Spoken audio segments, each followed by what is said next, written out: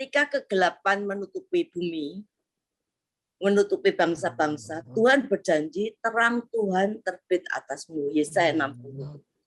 Kalau kita baca dalam Lukas 1 ayat 17, mengatakan bahwa Tuhan itu akan menyiapkan suatu umat yang layak bagi Tuhan. Untuk membuat hati bapak-bapak kembali ke anaknya, dan hati orang-orang durhaka kepada pikiran orang-orang benar.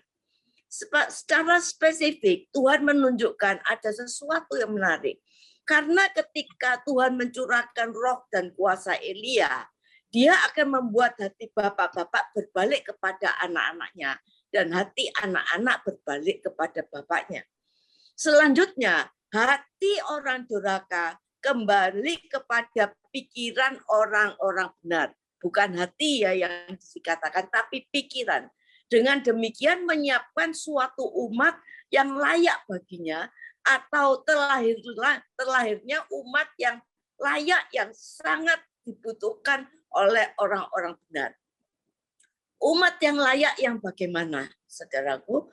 Ada banyak orang percaya yang mencintai Tuhan, setia, melayani. Ini berbicara mengenai hati. Tetapi umat yang layak bagi Tuhan dibutuhkan bukan cuma hati, tetapi pikiran-pikiran orang benar. Dibutuhkan pikiran orang yang benar akan pemahaman yang kuat kepada firman. Mengapa banyak orang percaya yang mengalami kegoncangan, sementara dunia ini mengalami kegoncangan, ikut mengalami pekatnya kegelapan ketika kegelapan melanda bangsa-bangsa? Bukan karena orang percaya itu hidup dalam dosa, tetapi orang percaya dimaksud yang tanpa disadari terus masih membawa pikiran-pikiran yang manusiawi, yang di duniawi, yang bercampur di dalam hati dan pikirannya. Tanpa sadar begitu banyaknya orang percaya yang dasar keyakinannya masih membawa pola-pola dunia ini. Sekali waktu Yesus bersama dengan 12 murid dan Yesus mengajukan sebuah pertanyaan. Menurut kamu siapakah aku ini? Oh, ada yang mengatakan engkau Yohanes Pembaptis, ada yang bilang engkau Elia, ada yang bilang engkau Yeremia, ada yang bilang engkau salah satu dari para nabi. Seperti kebanyakan kita. Selama sekian waktu lamanya kita menjalani kehidupan kita sehari-hari bersama Tuhan, kita kurang ada pengenalan kita yang kurang di hadapan Tuhan. Masih kita mengenal Tuhan hanya dari kata orang, atau kita mengenal Tuhan dari khotbah-khotbah pendeta, tapi kita belum mengalami secara pribadi hubungan kita dengan Tuhan. Matius 16, lalu Yesus mengajukan pertanyaan kembali kepada muridnya.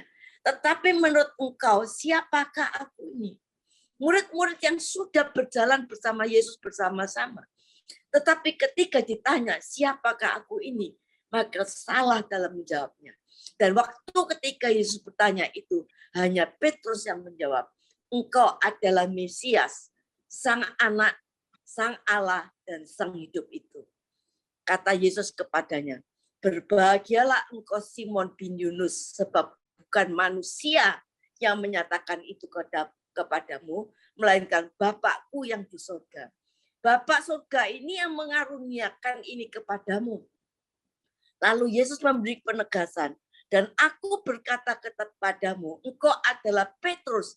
Di atas batu karang ini aku akan mendirikan jemaatku, dan alam maut tidak akan menguasainya. Di atas batu karang ini, di atas pemahaman yang engkau terima tentang keberadaanku, kata Yesus. Karena ada pekerjaan Roh Kudus yang menyingkapkan firman dalam hidupmu. Bukan engkau, tetapi dikatakan Allah yang menyatakan semuanya itu. Maka aku akan mendirikan gerejaku yang alam maut tidak berkuasa atasnya. Gereja yang berdaulat, gereja yang berotoritas, bahkan alam maut tidak berkuasa. Saudaraku, masanya sudah tiba gereja Tuhan atau kita semua menjadi gereja yang dibangun dan membangun hidupnya di atas dasar keyakinan yang mengalami penyingkapan pengertian yang Roh Roh Kudus berikan kepada kita, di mana kita mau belajar, mau merenungkan firman. Dan ketika gereja Tuhan atau kita orang-orang percaya yang hidup dari dasar keyakinan yang sudah terbangun, ya, maka ini waktunya mau tidak lagi berkuasa. Ini waktunya apa yang kau ikat akan terikat, apa yang kau lepaskan akan terlepas.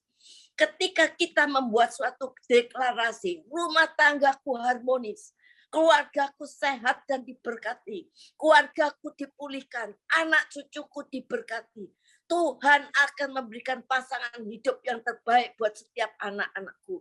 Yang sakit disembuhkan, maka ada kuasa Allah yang turun dan menyatakan mujizatnya. Karena firman Tuhan mengatakan, apa yang kau ikat akan terikat, dan apa yang kau lepaskan akan terlepas. Karena gereja Tuhan diberi otoritas dan kuasa. Kalau kita punya pengenalan yang benar akan Tuhan. Saudara, ini waktunya orang-orang percaya untuk membangun dasar keyakinan di tengah-tengah kesulitan, kegelapan dunia, kegoncangan dunia saat ini. Harus terbangun pikiran orang benar itu di dalam hidup kita. Sekarang kita harus pastikan bagaimana kita membangun hidup kita di atas firman, membangun dasar keyakinan di atas firman. Itulah sebabnya Rasul Paulus menyatakan, aku meminta di dalam Efesus 1 ayat 17. Rasul Paulus berkata, aku meminta kepada Allah Tuhan Yesus Kristus, yaitu Bapa yang mulia, supaya ia memberikan kepadaku roh hikmat dan wahyu untuk mengenal Dia dengan benar. Saudara, penting kita sebagai anak Tuhan mengenal Dia dengan benar. Kalau kita mengenal Dia dengan benar, maka saudara kita tidak ada ketakutan di dalam hidup kita. Banyak orang percaya yang kurang mengenal Tuhan dengan benar. Saudara, seperti 12 murid yang bersama-sama dengan Yesus. Hanya Petrus yang tahu siapakah Dia sebenarnya. Engkau adalah Sang Allah, Sang Mesias, Sang Anak, dan Sang Hidup itu. Saudara, kita tidak bisa menjalani hari-hari kita ya untuk tidak khawatir, untuk tidak takut, untuk tidak stres, hanya mengandalkan satu keyakinan umpamanya, ya aku percaya Tuhan selamatkan aku. Kalau aku mati, aku masuk surga. Sudah cukup, itu pengenalan kita. Itu yang kita tahu. Tapi setiap kali kita membuka media sosial, kita mendapatkan berita-berita negatif yang bisa mengintimidasi pikiran kita. Tidak cukup pengenalan kita kalau kita punya pikiran firman Tuhan yang cukup di dalam pikiran kita. Kita harus membangun kembali pikiran kita ini. Mempunyai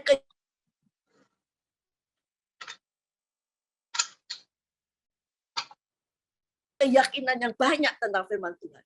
Roma nyata kebenaran Allah yang bertolak dari iman dan memimpin kepada iman. Seperti ada tertulis, orang benar akan hidup oleh iman. Yesus sudah menebus dosa kita. Dan kita tidak boleh hidup di atas satu keyakinan ini saja. Kita harus bertolak dari iman kepada iman dan kepada iman. Saudaraku, kekristenan kita harus membawa kita pada level-level iman yang baru. Satu keyakinan yang baru yang kita bangun dalam hidup kita. Karena disitulah kita akan bisa melihat kehidupan jalan orang benar adalah seperti cahaya fajar. Ya, bukan orang benar yang cuma samar-samar, ya remang-remang, tapi samar-samar. Tetapi dikatakan kita semakin terang, ya bertambah terang. Kehidupan orang benar dikatakan di Alkitab, dikatakan dicatat sebagai firman Tuhan, seperti cahaya fajar yang bertambah terang. Ada level terangnya, ya.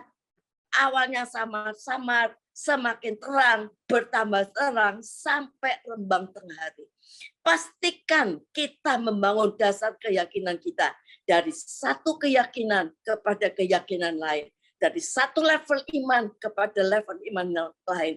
Dari satu samar-samar menjadi terang, bertambah terang sampai rembang tengah hari. Itu umat yang layak, yang Tuhan inginkan. Umat yang sungguh-sungguh tahu siapa Tuhan, mengenal siapa Tuhan. yang punya kuasa. Apa yang kita ikat di bumi, diikat di surga. Apa yang kita lepaskan di bumi, dilepaskan di surga. Kita punya kuasa.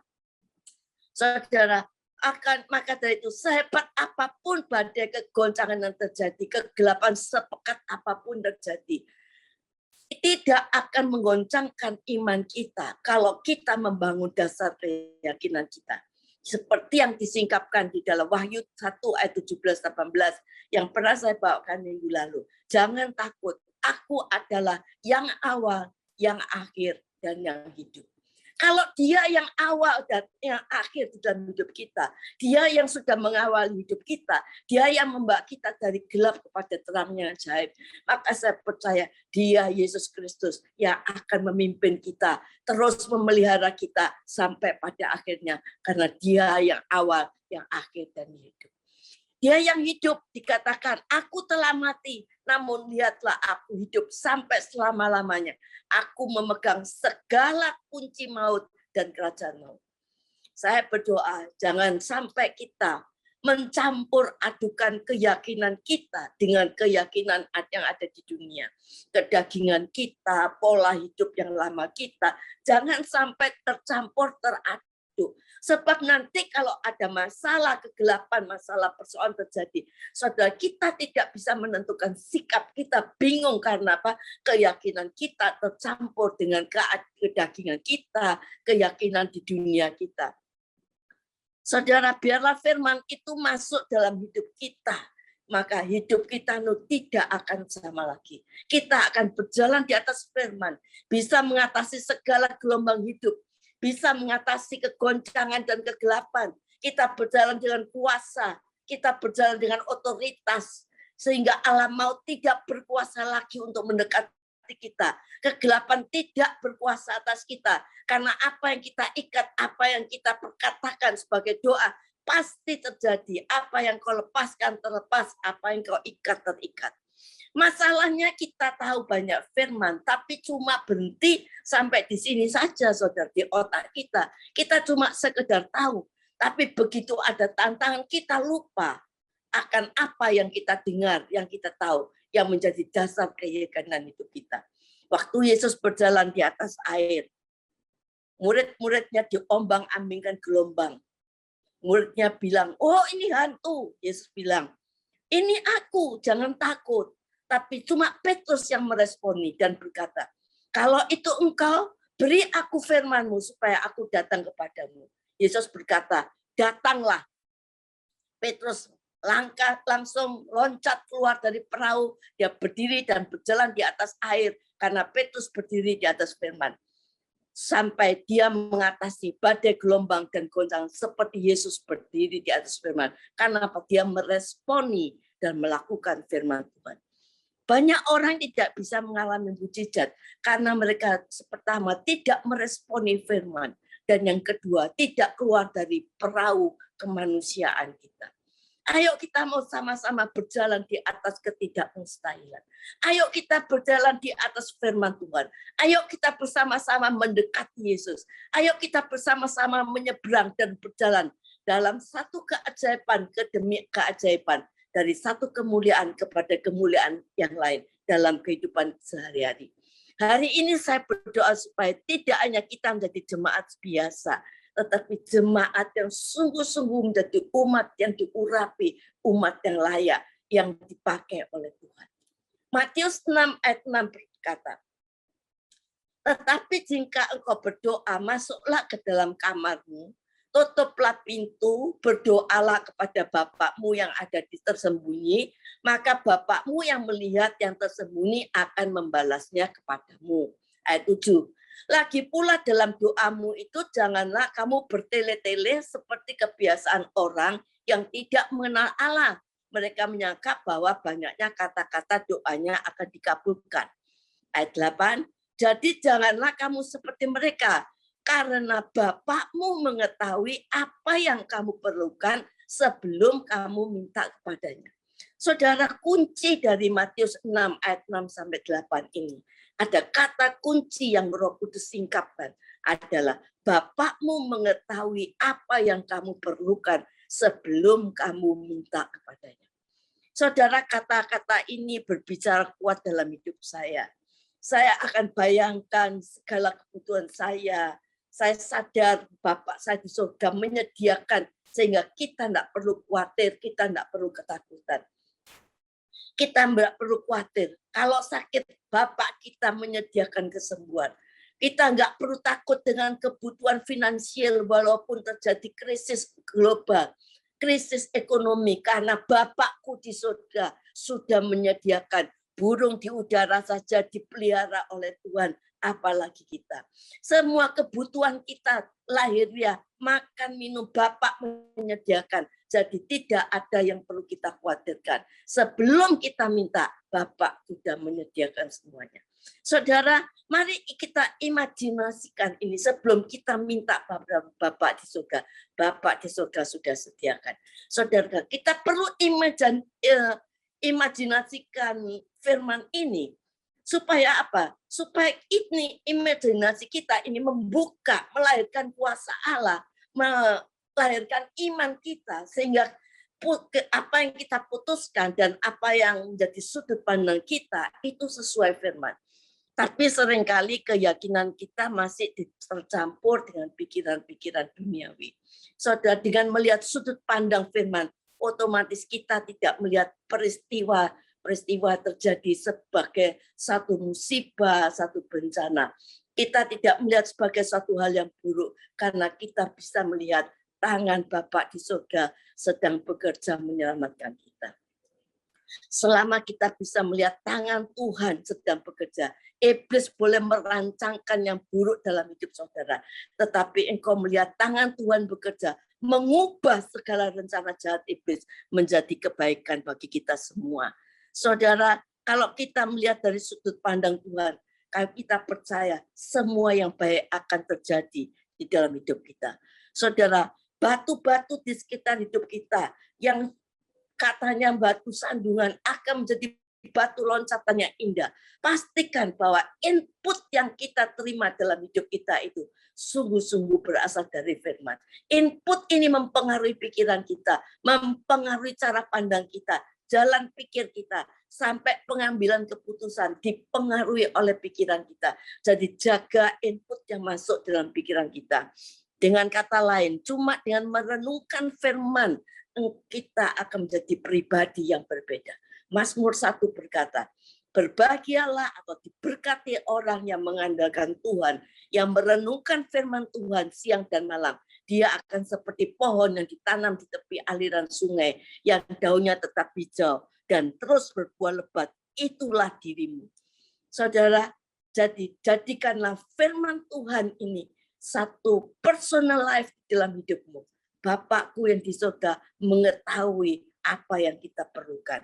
Ingat saudara, pada waktu iblis berbicara kepada kita, seperti singa mengaum-ngaum, mengintimidasi kita. Dia bersuara, dia mengeluarkan suaranya dalam alam roh, mengintimidasi kita sehingga kita menjadi takut, kita menjadi khawatir, terlintas dalam pikiran kita.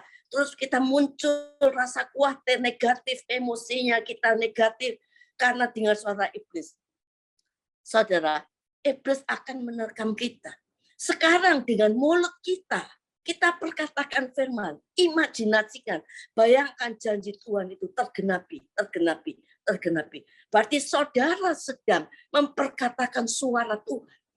Kalau iblis yang bicara, engkau mempunyai rasa takut, khawatir, ya emosi. Tapi kalau Tuhan yang berbicara, suara Tuhan yang kau perkatakan, maka hati kita akan berkobar-kobar, hati kita akan menyala-nyala, dan iman kita akan muncul. Dan iman itu menjadikan mujizat yang terjadi dalam kehidupan kita. Saudara, meskipun firman disampaikan, maka iman akan muncul, dan iman itu selalu membuat hati kita penuh berkobar-kobar dan percaya dengan firman Tuhan. Engkau tidak akan melihat segala yang negatif dalam hidupmu, karena segala yang positif Tuhan berikan kepada kita. Saudara, karena itu buang segala keraguan-raguan kita, buang segala pikiran kita yang negatif, tetapi pakai firman Tuhan, perkatakan firman Tuhan, bahwa firman Tuhan berkata kepada kita yang tidak berdaya ini, satu anugerah untuk kita bisa berkata, aku ini pahlawan. Dasar keyakinan kita, bangun, tularkan kepada orang lain. Maka kita percaya, di sekitar kita orang-orang yang lemah, pasti akan dihidupkan kembali dengan segala perkataan kita. Pakai firman Tuhan, perkatakan firman Tuhan, yakini firman Tuhan itu. Sungguh-sungguh ingat, Bapak kita mengetahui apa yang kita perlukan sebelum kita minta kepadanya. Kalau kita menempatkan Tuhan sebagai prioritas dalam hidupmu, maka Tuhan akan memberikan hal-hal yang berkualitas di dalam hidup kita. Amin.